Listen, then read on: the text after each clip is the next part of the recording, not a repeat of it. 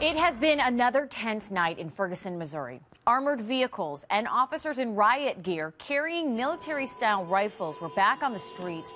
They were facing off with protesters upset over the police shooting death of an unarmed teenager, Michael Brown. Now, some of those protesters threw bottles of Molotov cocktails.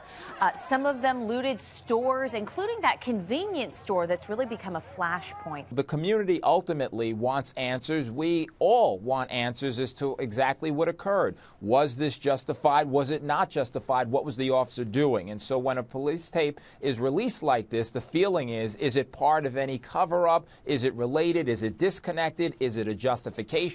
What exactly happened? That's the critical issue.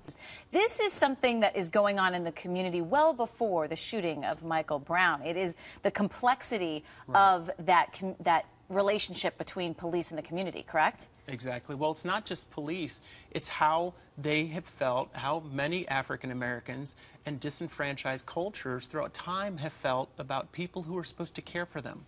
There's a lot of mistrust and fear that underlies this whole issue that people don't recognize.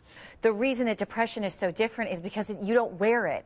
You don't have a X-ray that shows the diagnosis. You know, look at Robin Williams. He made everyone laugh. He was rich. He was famous. How could he have this condition? Do you think that's part of the problem here? This really is. I was a high school cheerleader when I was diagnosed. Nobody in the world would have thought this about me because I can be very perky and bubbly in person. And the thing is, it's such an incredibly isolating disease. When you're, as I say, like down in the well, it's really physically painful. It can be difficult to get out of bed. It can be difficult to find the words in your brain to express how you are feeling and to just put it out into the world.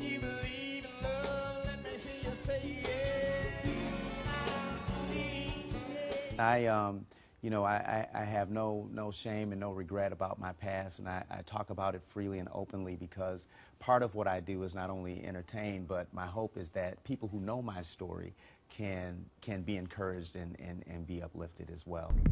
Well, Michael Brown's family announced that high-profile pathologist Michael Baden, who testified in the O.J. Simpson case, will conduct a second autopsy on Brown's body. The revelation comes as the quest for answers in Brown's death continues. I want to get to this autopsy. What was it about the first autopsy that the family believed there should be a second?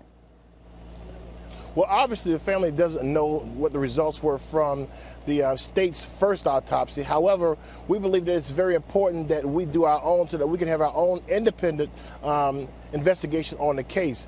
We believe that in this case, forensics will become very, very important in terms of how many times he was shot, where he was shot, and the manner in which he was shot. And you know, actually, you're the guru, so I'm going to go to you on this one. Who are your top picks? Let's talk running backs, wide receivers, and quarterbacks. Top pick. All right, well, running backs, let's start with running backs because that's the position that has the most scarcity, if you will. It's a really volatile position. Top 4 running backs off the board should be LaShawn McCoy, Jamal Charles, Adrian Peterson, and my boy, Chicago Bear, Matt Forte. Wide receivers, the studs, everyone knows the big names.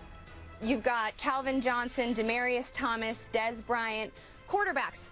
Oh my goodness, please do not draft a quarterback in the first round of your draft. Yes, Peyton Manning, Drew Brees, and Aaron Rodgers are all future Hall of Famers, but you're going to get great value because that position has so much depth with guys like Matt Ryan and Tony Romo a couple of rounds later.